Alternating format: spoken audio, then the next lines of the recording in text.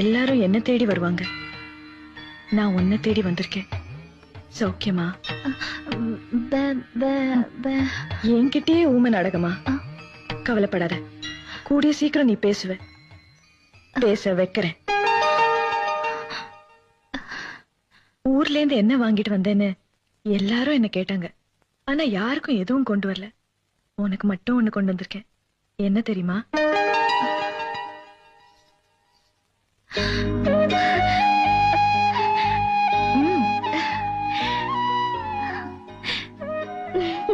இதுக்குள்ள இருக்கிறது வெறும் காத்து இல்ல, உன் மேல உயிரையே வச்சிட்டு இருந்த ஒருத்தரோட உயிர் மூச்சு.